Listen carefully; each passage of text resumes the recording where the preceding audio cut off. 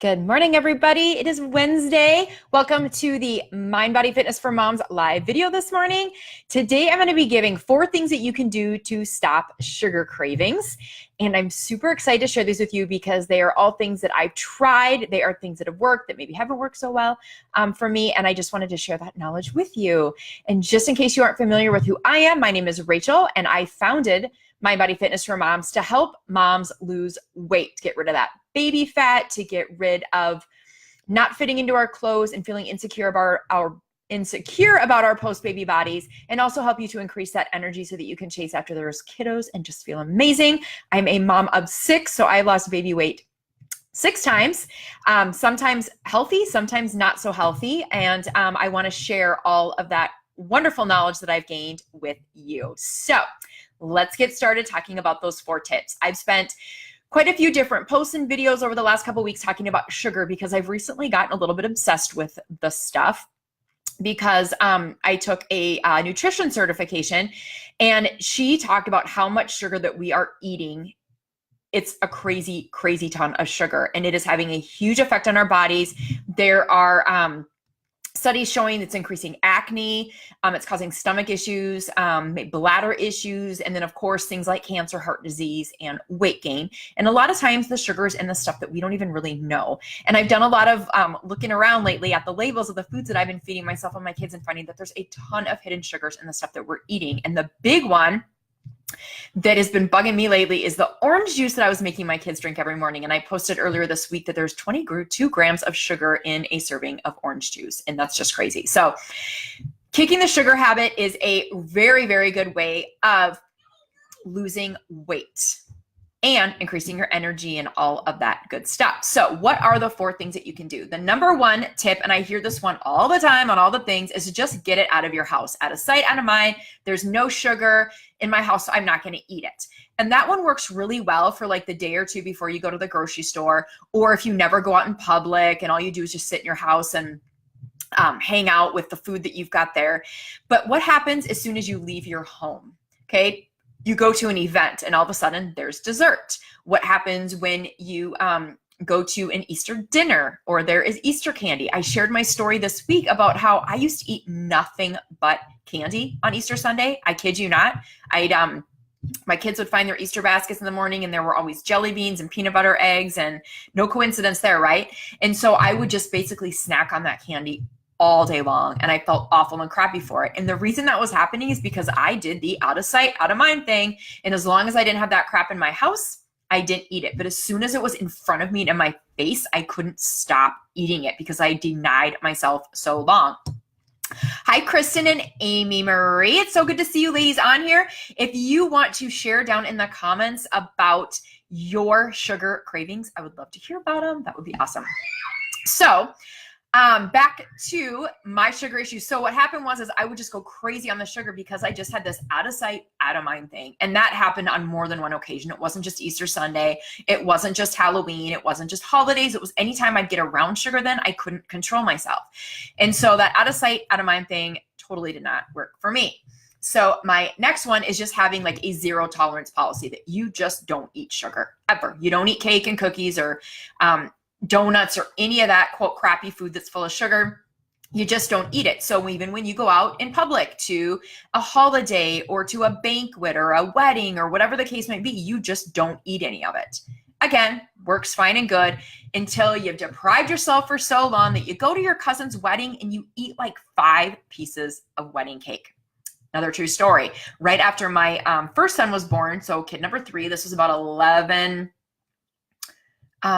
maybe he wasn't even born yet. Maybe it was before him. Anyways, about 11 or 12 years ago, I had gotten very, very, very into clean eating, and I learned a ton of stuff. I can't remember the name of the book. I was trying to think of it before I got on live. I can't remember the name of the book, but it was really, really, really helpful in terms of the foods that we eat and how you need to have more protein and how carbs really aren't there. But it was a really, really great book, but I'd really got myself into a mindset of no sweets, none whatsoever. And I never, ever, ever ate any. I never indulged. I stayed away from the candy at Halloween. I stayed away from the Easter. I did a really, really, really good job. And I probably did really, really well for 9 months. And my cousin's wedding showed up. And I got to the wedding and there was that cake and everybody around me was eating cake and there was like a lot of cake. And I ate and ate and ate the cake that night. And I felt so crappy. I felt guilty that I'd completely gone crazy. I felt like an idiot for eating all the cake.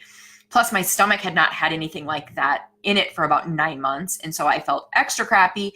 And then the next day my aunt sent the cake home with us and the cake came home and I ate more and more cake. And it really turned into like a huge, awful binge situation. And it was all because I'd had a zero tolerance policy. And I remember there were times during that 9-month period of having kind of like a sadness over the fact that I can't ever eat another cupcake or I'll never have another Reese's peanut butter cup. And at the time, that thinking didn't seem so off, but now I look back and it's just completely off. And so that zero tolerance policy for no sugar really doesn't work, because when you do give in finally, when you cannot stand it anymore, then you eat it and you eat way too much of it and you feel pretty crappy.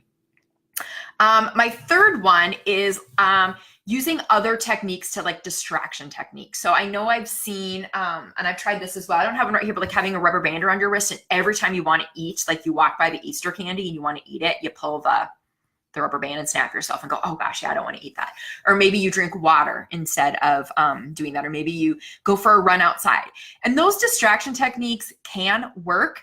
But again, it's kind of a limited circumstance, because if you really want to eat the cookie and the cake and all that because you haven't had any for so long, you're not going to snap your rubber band. You're not going to take the time for a run or grab the water. Maybe you don't have water by you, or maybe you don't have time for the run right now. And you're just going to end up back in that situation again. You haven't taught yourself how to eat healthy or how to deal with those cravings when they come on. Because the thing is that everybody's got these kind of sugar cravings. You are not alone. You are not bad, wrong. You haven't screwed up your metabolism or made bad choices or ruined everything for your life. Everybody's got these cravings. It's just that some people have learned to deal with them in a healthy way. And my opinion is that these 3 ideas that I've given you, just keeping it out of your house, having a zero tolerance policy, or doing the rubber band snapping thing, isn't really going to help you out long term, because eventually you're going to cave because you haven't taught your mind and your body to deal with sugar in a positive way.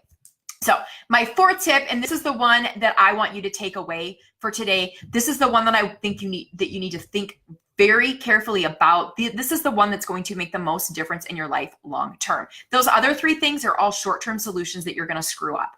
This one is going to be a long-term solution. And the solution is to have a sensible meal plan that you can follow for the rest of your life. There are a ton of fad meal plans out there. Don't eat carbs.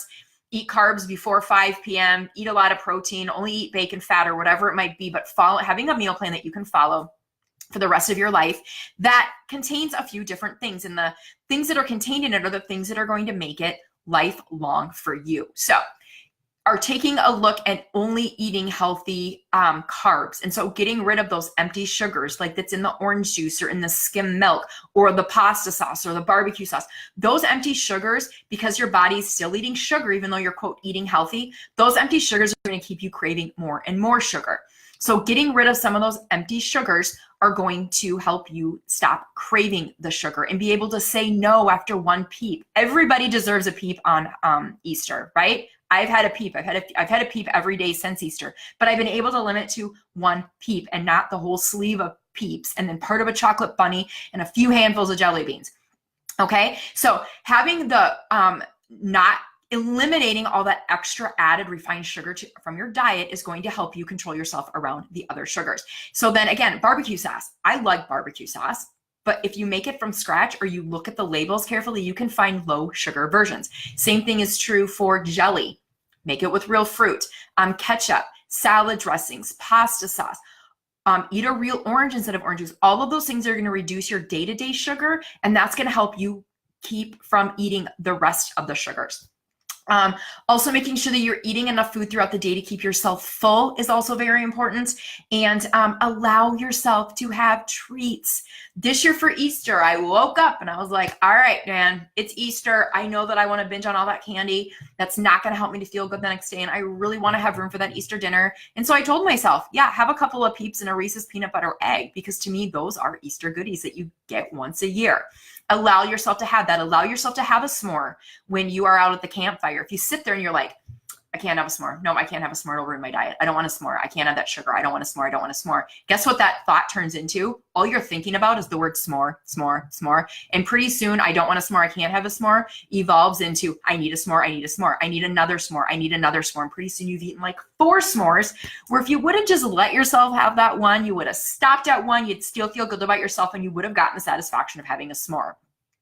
So allowing yourself to have some treats. And guys, I'm so excited about this Sugar Busting Bootcamp that we are starting in 7 days. It's going to be in a separate Facebook group for this one because it's going to be super duper duper hands-on with the members of the group. I'm keeping it small. There's not going to be 600 members in there. And we are going to be having live coaching interactions. I'm going to be posting a ton about tips and things, recipes, and all that kind of stuff that we are going to do in order to bust the sugar from your life so that you can control yourself around the Easter Bunny peeps, okay?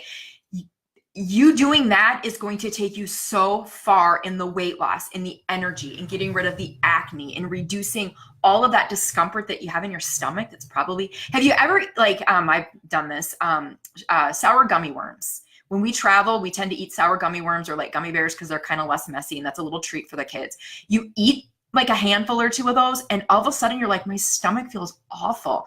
That's because your body doesn't want all that sugar. And I'm not telling you never to eat another sour gummy worm, because sour gummy worms are delicious, but you got to limit it, but allow yourself to have some. The Sugar Busting Bootcamp is going to help you figure all that out. I'm going to provide you with meal plans that are going to help you bust sugar without even knowing it. When I started doing this about 15 months ago, I realized after about a month that I wasn't eating sugar anymore, but that wasn't even my goal. My goal was to eat healthy, lose weight, build some muscle. And all of a sudden I realized like I was not eating sugar, and I didn't even crave the sugar. And so following this meal plan is going to help you get rid of all those sugar cravings that you feel like powerless up until now. Let's see, what else are we going to do in the video? There's going to be some working out. It's going to be optional, but I always like to add in a workout because it just makes your mind and body feel good. Live interaction coaching. There's going to be other women in the group that are going to be doing the same thing that you are. So there's going to be just a boatload of support. I'm going to check in with you every week to make sure that you're staying on track and you know what to do. I'm going to give you meal plan ideas. I'm going to show you the stuff that I'm eating.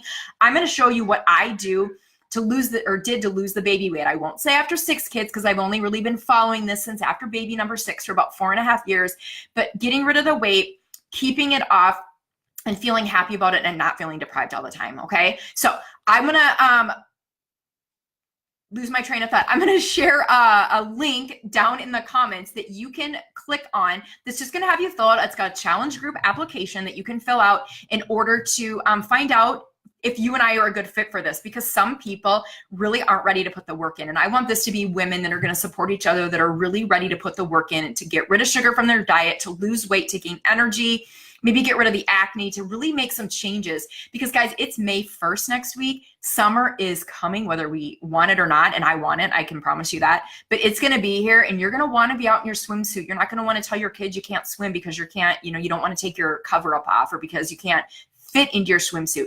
You want to be able to do all of those things with your kids, and you want to have fun, and you want to enjoy your summer. You don't want to worry about what clothes you're going to wear because all your clothes are going to fit, right? So I'm going to throw that link down for that challenge group application. Fill it out, and then send me a private message and say, hey, I filled out this application, because sometimes I don't get the notification in my email and I don't want to miss it. But let me know you filled out that application, and I'll take a look at it and we can chat, and let's get you started busting sugar so that you can feel amazing and look amazing this summer. All right, so I hope this was helpful for you.